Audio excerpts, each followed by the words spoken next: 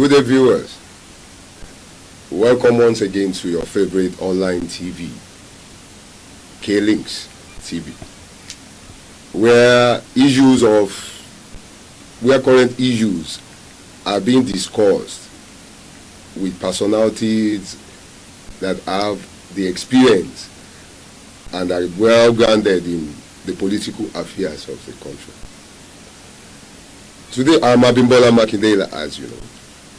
Today with me is a chieftain of the APC, one of the executives of the Oyo APC, of Progressive Congress. He's by the name Olawale Shadari. Mr. Olawale. Good day. Thank you for having me on the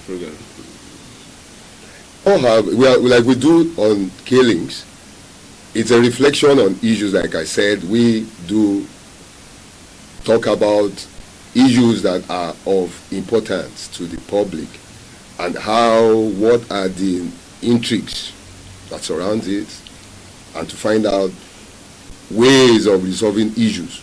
That's why you are on K-Links.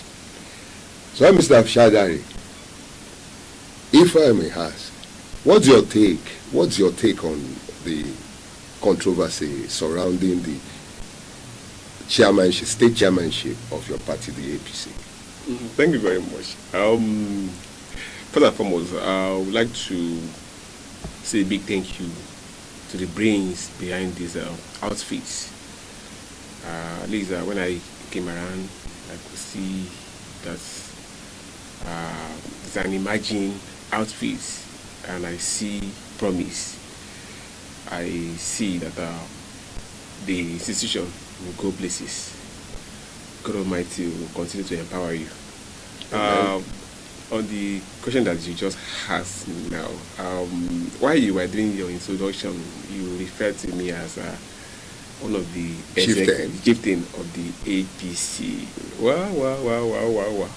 Don't you think that goes? Because you are a publicity secretary. At the same time, you are a member of the party, aren't you?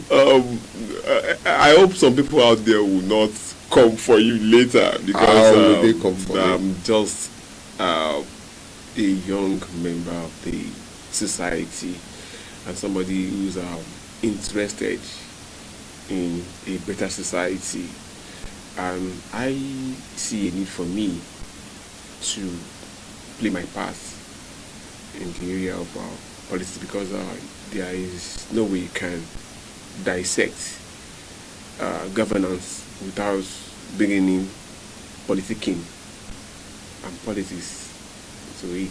So if you want to be a politician, you must actually register as a member of a political party. And in Nigeria, as it stands today, we have only two political parties that are viable. If you are not in APC, you will be in a PDP. So today, I thank God I'm a proud member of the All Progressives Congress in Oyo State, and I've been around for quite some time, and I thank God for where we are today. You started by making an allusion to the crisis affecting our party in the state. I would like to set the record straight that in democracy, in politics,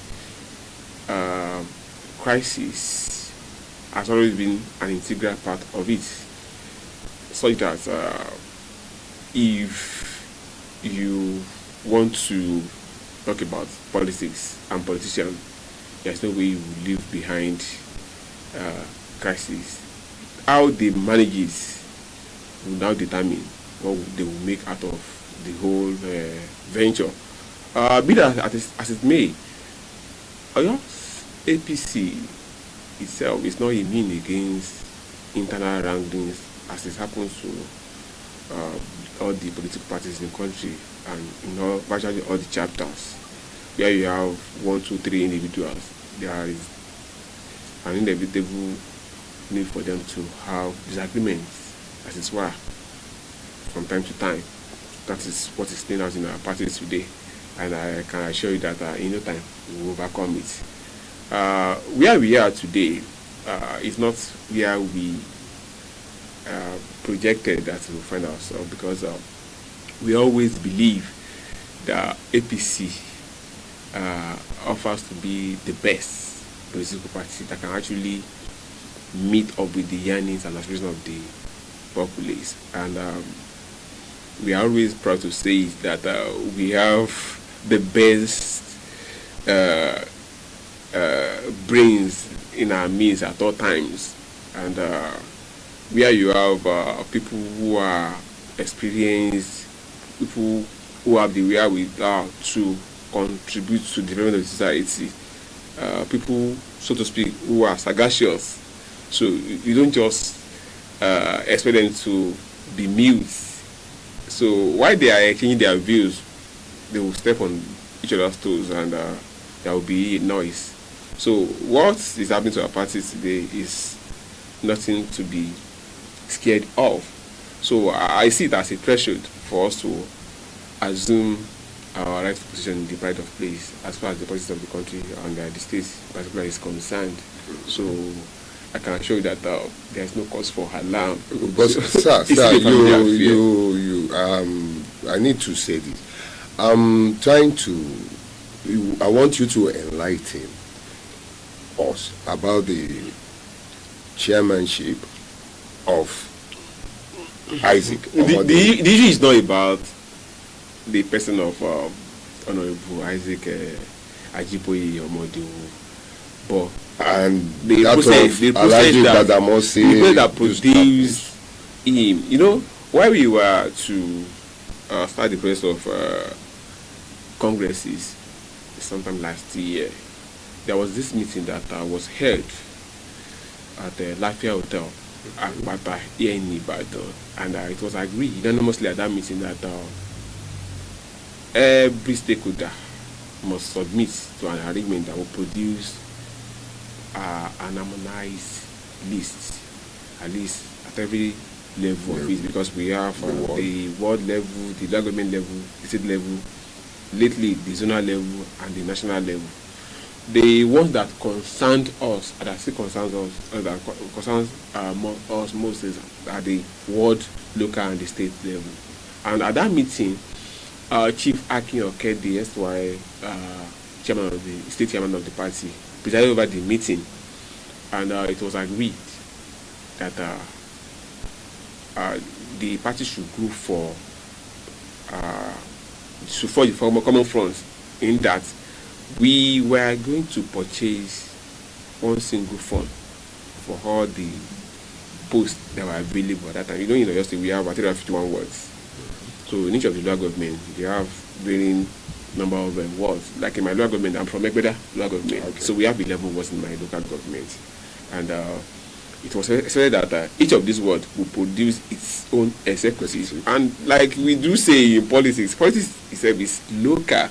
So there is no foreigner that can play local politics. If you want to play politics, you need to come down to the grassroots. So, and it starts from the ward. So in each of the wards, you have your chairman, the vice chairman, the secretary, the woman leader, the youth leader, and what have you. So if in the ward now you want to position some people as the executive members, they must be seen as people who are capable, people who are competent, who actually know the terrain, who can deliver for the party. So that was why they now said, okay, let's make it an harmonized arrangement whereby people will not have any cause to be at each other's throats. Are they not at each other's throats? That was the goal. At that time, that was the goal. That was the aim. Okay. Of the majority, the foundation. The foundation, and it happened that we needed money, at least to purchase the nomination funds, and in the course of doing that, the chairman at that time, Chief Oke, reached out to some active stakeholders, and it was agreed that money will be contributed. So somewhere along the line, rumors started flying around that the chairman had gone to collect money from some people, and he had gone to Abuja to make deposits in addition of purchases of the nomination funds. And some people who actually believed the lies, the rumor, they went behind to purchase their own nomination funds, and there we find ourselves in a chaotic situation. So like 3 or 4 groups went for their own individual mutual funds, and eventually we ended up giving more money to Abuja. So and that was the genesis of the whole imbroglio. And up to this moment, the peace within the party is still tantamount to that of the graveyard. If I want to be honest with you, I will tell you that all is not well with APC in our state as it stands today. But we are optimistic that in no time everything will be resolved. Okay. Your party zoned the state chairmanship to which part of the geopolitical zones of the state? Okay. The zoning arrangement, nobody had come out to fund the zoning arrangement. I would like to tell you how it all started. After the Lafayette Hotel meeting, and nobody even came out to say, I've gone to buy. We had not reached the zoning. Something has to do with the state executive. Mm-hmm. Since somebody in Ibadan North cannot lay claim to anything in Itesiwaju or Surulere when it comes to the ward and local government level, so there was no need for the state to come up with any zoning agreement for the wards and the local. Yeah, you're talking about the administration of. You see, fundamentally speaking, the government of the PDP in the United States today lacks transparency, innovation.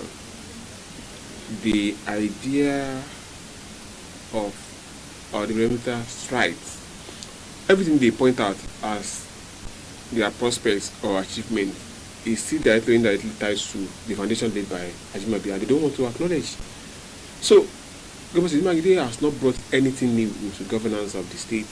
It will claim to prompt, so to speak, payment of a salary, which to me is pedestrian.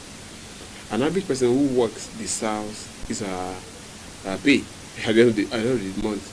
Well, they said it wasn't like it used to be during the past administration. Ajimobi spent 8 years in the SADU, and if he defaulted in paying salary, it was for a short period. And what actually brought about that was the cash crunch, the economic recession at that time, and he got over it before he left office.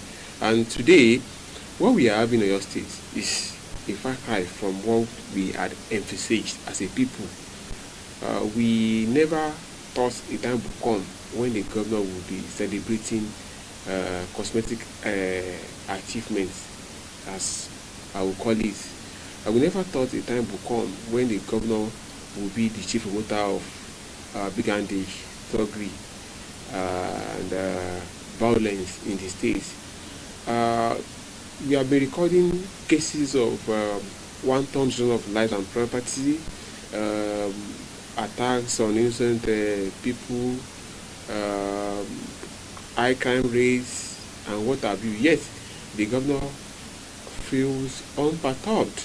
So you go to a public place and you will be accompanied by uniformed thugs and violent characters. Are they not the park managers? Won't you refer to those? What about the park managers, the NURTW faction? You are also a resident of the state. You know the people we are talking about. I want you to shed light. That's why I'm asking. They have had a cause to disgrace us in Osun State during the PDP zonal convention. They did the same thing when the PDP was having its gubernatorial primary in Ekiti the last time. Recently, when they were doing the coronation of the new Ibadan, we all saw what they did at the Moko Hall at that time, so that we were even embarrassed because we had in town many guests who came from far and near, and these people they were so shameless that they even adorned berets, uniform berets, and which incidentally tallied with what the governor was putting on at that time. So maybe it was more or less of a planned something. So, and look at what happened during the last NSAS protest in the States. The inglorious role played by our governor and people around him. Today, the governance of Oyo State is in the hands of charlatans, people who ought not to have found themselves within the corridor of power. They do not know what to do with governance. Okay. So all they are good at is to make some noise. The chief press secretary of the state governor is the only person that does the talking. So you can hardly find a journalist in the state who will report directly the activities of the governor. It's only what the CPS writes for them that they will transmit to the. So, and there's no way the CPS will write something and it will reflect the truth. And it should be your colleague. Yeah? So he's even my oga. So give it to him. So they are kind of running a programmed leadership wherein they feel it's only what they want people to know, that people will know. But I tell you, sooner or later, everything will be in the knowledge of the public, and that people will have a cause to say, so these people have been scamming us. Are you saying the APC is coming back? By God's grace, people have tried the left and the right, and they know the one that is better.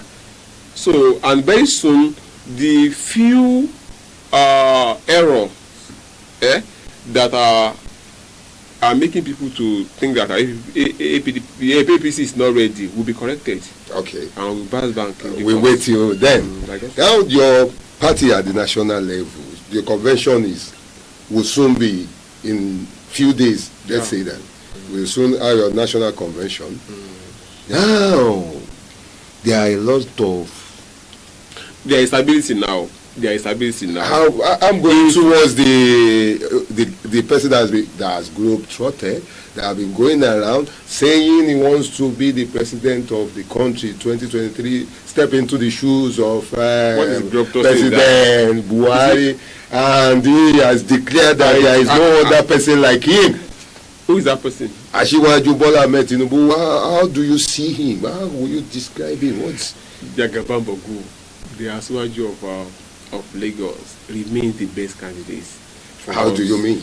In 2023, because if you go by his antecedent and what he has been able to achieve as a public administrator, as an academic, and as a statesman, stands in tall among others. Even those who are rumored to have interest to start it out with him are even afraid to come out. Are you referring to the vice president? Whoever, we know those who have made their interest. It's not even about the vice president, because he has never told anybody that he wants to. So the vice president hasn't made any for us to be discussing him as having interest, because he has never told anybody that he was in Ibadan 2 weeks ago or 3 weeks ago, and the period for the primary had been set. So I expected somebody who is ready to have had the effrontery to the gods now, so the courage to come out now and say. So as far as I'm concerned, the VP is not interested, and we cannot discuss him as a potential. Shed more light on Asiwaju's qualities. Asiwaju Bola Ahmed Tinubu, the former governor of Lagos State, had been a senator of the Federal Republic, and he has been able to demonstrate to us that he has the wherewithal to add value into the public administration and governance of Nigeria. But sorry, what about his supposedly sins that he had committed? What are his sins? If his warped academic credentials, like it's being said not to have attended schools that he claims to have. I'm sorry to say this. I'm a bit disappointed in you. No, it's all allegations. I said they were allegations. Academic record. What can you put out in his academic credentials? They say he never went to GCI, that he didn't go to GCI. Like, if you could, perhaps you would have. Was there any time you met him and he told you he attended GCI? There was, in his credentials. That can you show me in his credentials where you are a party man? You should know more about Can you your show leader. me? You have the guy with you. You have the I don't have. I don't have. I want to find Why out. are you now making allusion to what you don't? I said You see, allegation. It's all hearsay, and you see, it's unfortunate that in this society, we It was even referred to as a drug thrive. dealer. We thrive on the hearsays and rumor, and it is quite unfortunate. We supposed to be fair to ourselves. Asiwaju Ahmed Bola Tinubu has never been a president of Nigeria or governor of any state other than Lagos. You live in Ibadan. I want to believe you are part and parcel of what is happening in your state here. You have no moral justification for the assumption you are putting up as far as this conversation is concerned. You alluded to the fact that he was dubbed a drug baron. He have They were allegations. I said they were allegations. Where are the allegations coming from? Who are the promoters of this allegations? Is it anybody that has the courage to throw himself up for policy in Nigeria, has made himself a potential or prospective victim of bad mouthing and criticism and what have you?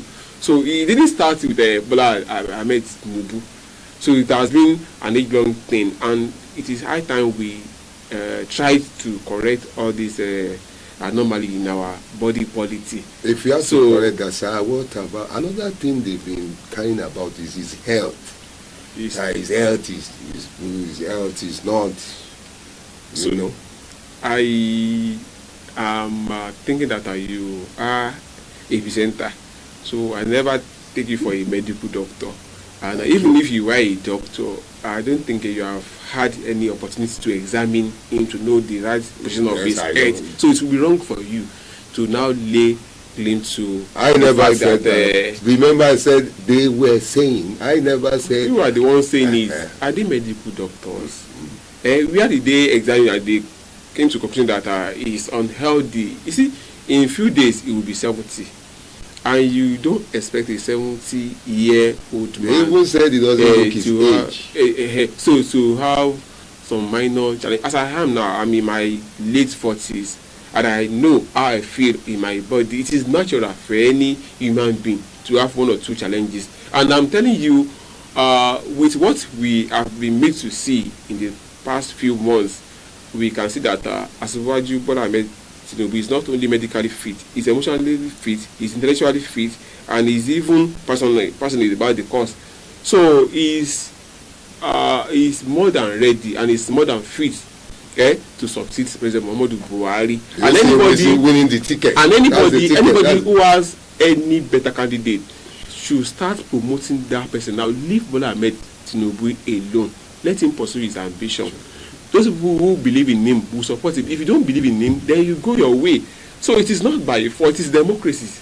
It is politics. So instead of trying to run him down, if you don't believe in him, bring up another person, then start promoting that person. That is it. So you see Bola Ahmed Tinubu in the shoes of moving the country forward. As far as I'm concerned.